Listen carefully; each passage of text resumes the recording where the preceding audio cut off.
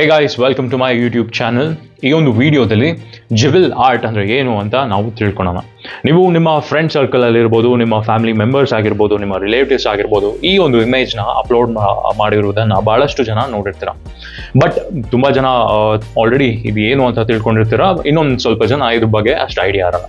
ಈ ಒಂದು art form ಬಂದ್ಬಿಟ್ಟು ಜಿಬಲ್ ಆರ್ಟ್ ಫಾರ್ಮ್ ಅಂತ ಕರೀತಾರೆ. ಆ್ಯಂಡ್ ಇದು 1985 ಮೇಯೋ ಮಿಯಾಜಾಕಿ ಎನ್ನುವರು, ಜಪಾನ್ ದೇಶದವರು, ಈ ಒಂದು ಆರ್ಟ್ ಫಾರ್ಮ್ನ ಹುಟ್ಟಾಕ್ತಾರೆ.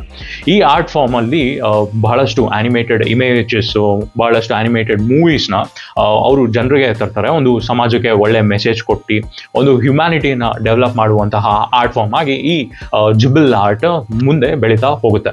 ಬಟ್ ಇವಾಗ ಕನ್ಸರ್ನ್ ಏನು ಬಂದಿದೆ ಅಂದರೆ, ಈಗ ಈ ಇಮೇಜಸ್ ಬಂದ್ಬಿಟ್ಟು ಏನು ನೋಡ್ತಾ ಇದ್ದೀವಿ ನಾವು, ಇದೆಲ್ಲ ಹ್ಯಾಂಡ್ ಡ್ರಾನ್ ಇಮೇಜಸ್. ಆ್ಯಂಡ್ ಜಪಾನಲ್ಲಿ ಒಂದಿಷ್ಟು ಆರ್ಟಿಸ್ಟು ಈ ಕಲೆಗೆ ಅವರ ಜೀವನವನ್ನೇ ಮುಡಿಪಾಗಿ ಇಟ್ಟಿದ್ದಾರೆ. ಬಟ್ ಇವಾಗ AI ಏನು ಬರ್ತಾ ಇದೆ, ಅವರು ದಿನಗಟ್ಟಲೆ ಈ ಒಂದು ಇಮೇಜಸ್ನ ಡ್ರಾ ಮಾಡೋರು. ಆ್ಯಂಡ್ ಈ ಇಮೇಜು ಇದು ಒಂದು ಸಮಾಜಕ್ಕೆ ಒಳ್ಳೆ ಮೆಸೇಜ್ ಕೊಡುವಂತಹ ಇಮೇಜು ಆರ್ಟ್ ಫಾರ್ಮ್ ಆಗಿರುತ್ತೆ. ಬಟ್ ಇವಾಗ AI ಟೆಕ್ನಾಲಜಿ ಇದನ್ನ ಟೇಕ್ ಓವರ್ ಮಾಡಿರೋದ್ರಿಂದ ಈ ಒಂದು ಆರ್ಟ್ ಫಾರ್ಮ್ನ ಹೇಗೆ ಬೇಕಾದರೂ ಯೂಸ್ ಮಾಡ್ಕೋಬಹುದಾಗಿದೆ. ಈಗ ಆಗಲೇ ನಾವು ಈ ಇಮೇಜಸ್ನ ವಿವಿಧ ರೀತಿಯಲ್ಲಿ ಯೂಸ್ ಮಾಡಿರೋದನ್ನ ನೋಡ್ತಾ ಇದ್ದೀವಿ. ಅದು ಈ ಇನ್ಸ್ಟಾಗ್ರಾಮ್, ಟಿಕ್ಟಾಕ್, ಸ್ನ್ಯಾಪ್ಚಾಟ್ ಕೈಯಲ್ಲಂತೂ ಸಿಕ್ಬಿಟ್ರೆ ಜನರು ಇದನ್ನ ಏನು ಮಾಡ್ತಾರೆ ಅಂತಾನೆ ಹೇಳಕ್ ಬರಲ್ಲ. ಮಿಯಾಜಾಕಿ ಅವರು ಇದ್ರ ಬಗ್ಗೆ ಬಹಳಷ್ಟು ಬೇಸರವನ್ನು ವ್ಯಕ್ತಪಡಿಸಿದ್ರು.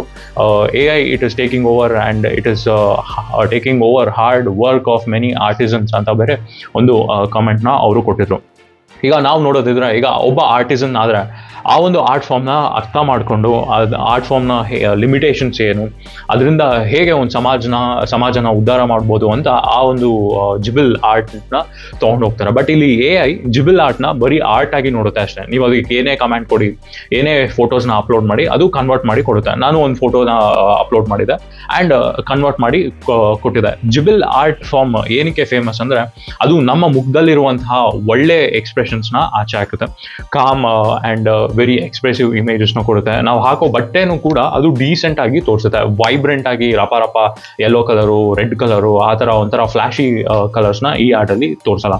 ಆ್ಯಂಡ್ ಇದನ್ನ ಮೇಜರ್ ಆಗಿ ಆಯಿಲ್ ಪೇಂಟಲ್ಲಿ ಯೂಸ್ ಮಾಡ್ತಾರೆ. ಆ್ಯಂಡ್ ನೀವು ಜಿಬಲ್ ಆರ್ಟ್ನ ನೋಡಿದ್ರೆ ತುಂಬ ಕ್ಯೂಟ್ ಆಗಿ ಕಾಣುತ್ತೆ. ಏನೋ ಸ್ವಲ್ಪ ಹಾರ್ಟ್ ವಾರ್ಮಿಂಗ್, ಮನಸ್ಸಿಗೆ ನೆಮ್ಮದಿ ಕೊಡುತ್ತೆ.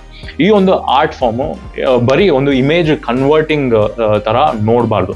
ಇದು ಒಂದು ಸಮಾಜದಲ್ಲಿರುವ ಒಳ್ಳೆತನನ ತೋರಿಸುವಂತಹ ಆರ್ಟ್ ಫಾರ್ಮ್ ಆಗಿದೆ. ಸೊ ಇದು AI ಕೈಗೆ ಸಿಕ್ಕಿ ಮುಂದೆ ಬರುವ ದಿನಗಳಲ್ಲಿ ಇದ್ರ ಹೆಸರು ಕೆಡುತ್ತೆ ಅಂತ ಬಹಳಷ್ಟು ಈ ಜಪಾನ್ದಲ್ಲಿರುವ ಆರ್ಟಿಸನ್ಸ್ನ ಒಂದು ಅಭಿಪ್ರಾಯವಾಗಿದೆ. ನೀವೇನಾದರೂ ಜಿಬಲ್ ಆರ್ಟ್ನ ಯೂಸ್ ಮಾಡಿದಿರಾ, ನಿಮ್ಮ ಯಾವುದಾದ್ರು ಫೋಟೋನ ಕನ್ವರ್ಟ್ ಮಾಡಿದಿರಾ ಅಂತ ಕಾಮೆಂಟ್ ಸೆಕ್ಷನಲ್ಲಿ ತಿಳಿಸಿ. ಆ್ಯಂಡ್ ನೀವು ಯಾರಾದರೂ ಮುಂದೆ ಈ ಇಮೇಜಸ್ನ ಜನರೇಟ್ ಮಾಡ್ತಿದ್ರೆ ದಯವಿಟ್ಟು ನೋಡ್ಕೊಳ್ಳಿ, ಆ ಒಂದು ಆರ್ಟ್ ಫಾರ್ಮ್ನ ಸ್ಯಾಂಕ್ಟಿಟಿಯನ್ನು ಕೆಡಿಸದೇ ಇರೋ ಥರ ನಿಮ್ಮ ಪಿಕ್ಚರ್ಗಳನ್ನ ಕನ್ವರ್ಟ್ ಮಾಡಿ ಅಂತ ಹೇಳ್ತಾ ನಾನು ಈ ವಿಡಿಯೋನ ಇಲ್ಲಿಗೆ ಎಂಡ್ ಮಾಡ್ತಿದ್ದೀನಿ. Thank you. See you in my next vlog.